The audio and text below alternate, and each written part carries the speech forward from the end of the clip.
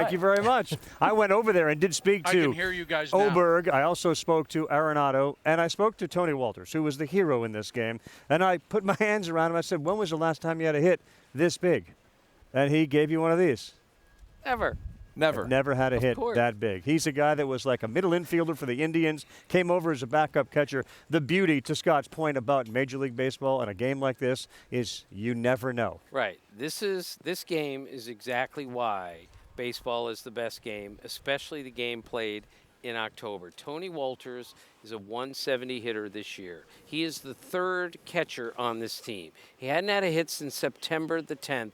He's 0 for his last 15, and he gets the biggest hit of the game, and he deserves every bit of it because, like Tex said, he stayed back on that changeup, hit it up the middle. This is why baseball is so great, is that everyone might be the guy that takes the last shot. And tonight it was Tony Wolters, and good for him. Look, the last 48 hours here, you've had the Brewers and their bullpen come in here, and in the end, shut down an offense that's struggling. Tonight, the goal would be to get the Rockies bullpen, if you're Colorado, into a game with a lead. The O's, whether it be O or Oberg, were the guys that ultimately helped Bud Black's team win the game. Yeah, the Rockies bullpen, while their season-long numbers may not look great, they're not going to stand out at you. In September, they were lights out. And they're the ones that kept them in the game. They did a great job of backing up the offense that, we can talk about the Cubs offense. Well, the Rockies offense didn't do much either. Right. So I think both teams, it was a war of attrition at the end of the game. As Scott said, 3 straight singles with 2 outs. That's the difference in the game. There's a fascinating sort of narrative that's starting to bubble a little bit here in Chicago.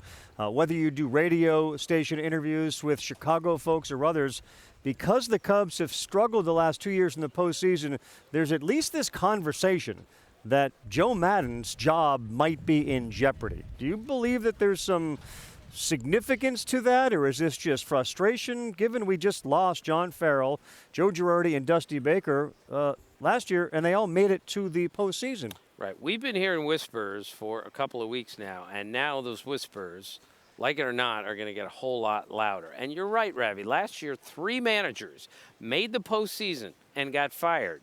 No season has ever seen 3 managers make it to the postseason and get fired. So all bets are off now. So Joe Maddon has won 90 or more games 4 years in a row. He won 95 games this year with a team that had all sorts of issues. And more important, this team, counting tonight, has had 40 games this year where they've scored fewer than 2 runs. Yeah. 40. Basically 1 out of every 4 games, they score 1 or 0 runs. I'm not sure we can blame any of that on the manager, but this narrative is going to get much louder as we go forward in the coming days. Think about the season, and you know what it's like to win in 09 and then what happened subsequent years.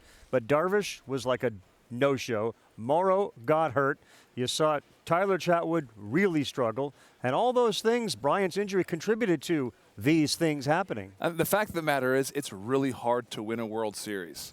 I mean, these guys have played really great baseball the last 4 years. They got 1 World Series out of it. Joe Maddon, whether he stays or goes, he is a legend here in Chicago.